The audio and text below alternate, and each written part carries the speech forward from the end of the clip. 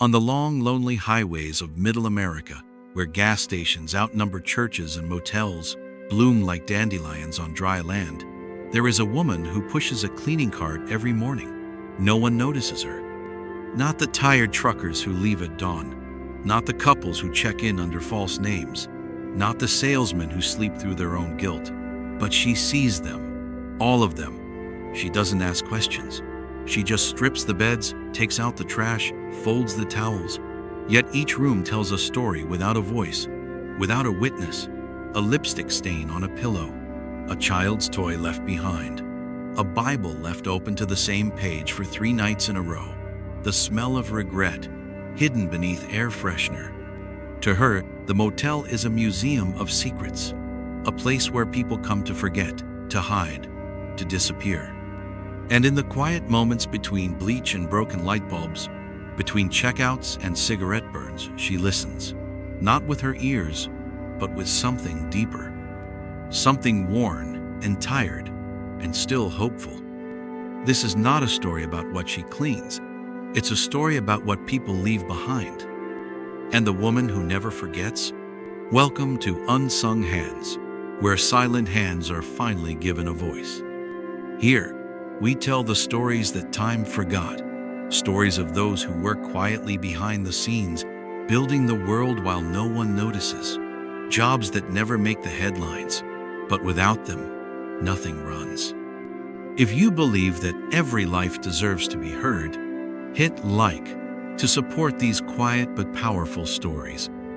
And don't forget to subscribe to Unsung Hands, so each week we can uncover another hidden chapter of the human journey together.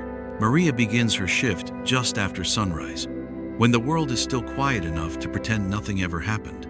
The morning air smells of damp carpet and overwatered plants. Her cart squeaks just once, then falls into rhythm, like it knows the hallways better than she does. Room 109 is first.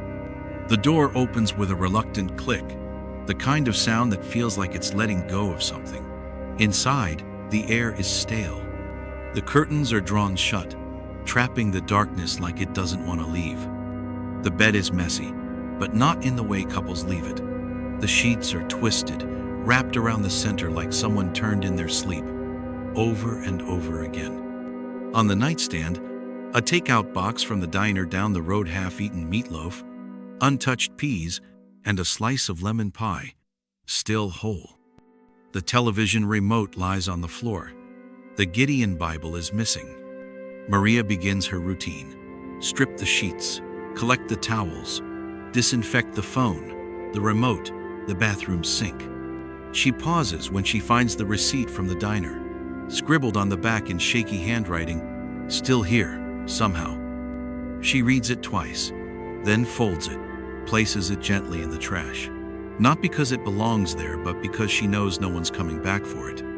Outside, a bird sings from the rusted railing. Inside, Maria moves to room 110. And the day goes on.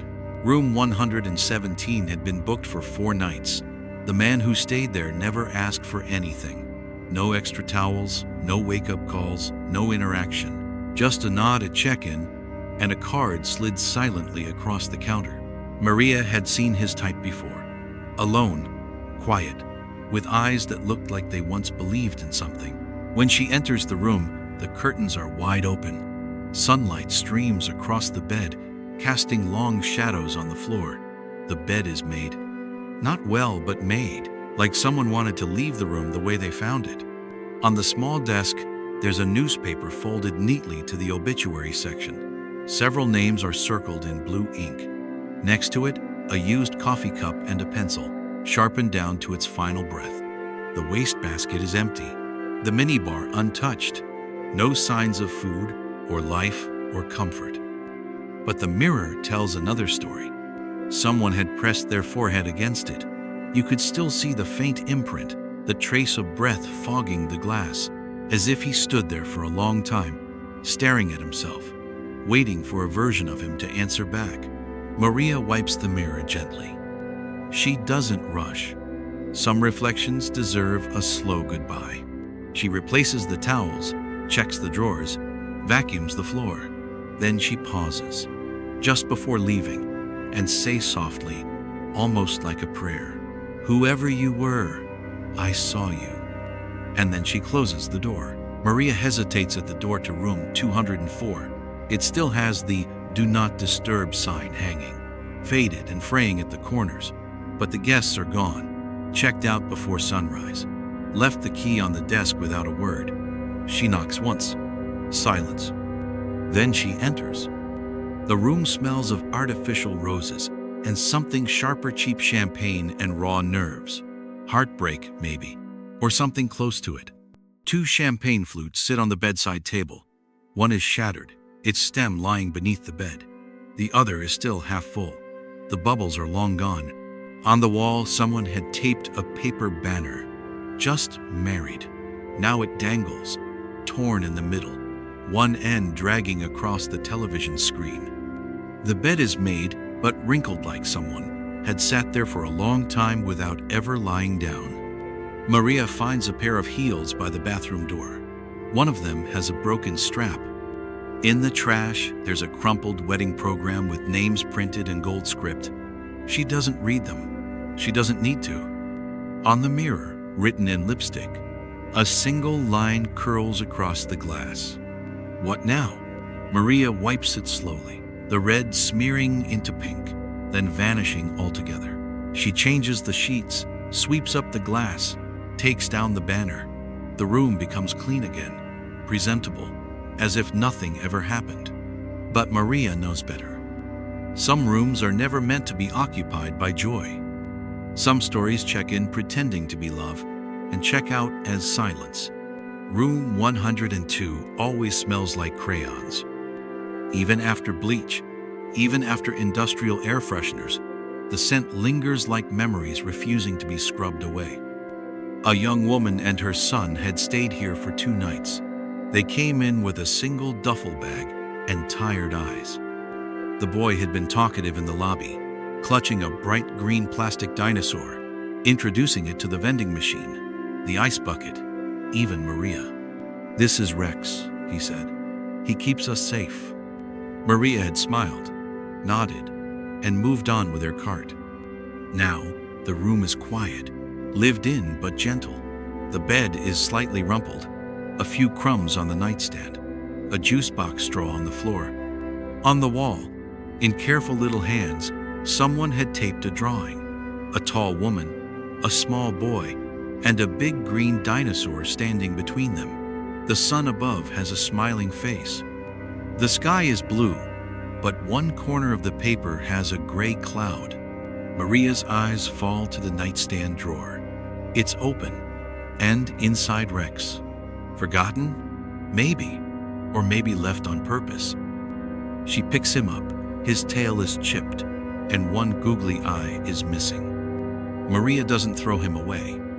Instead, she places him gently inside her cart, next to the clean towels.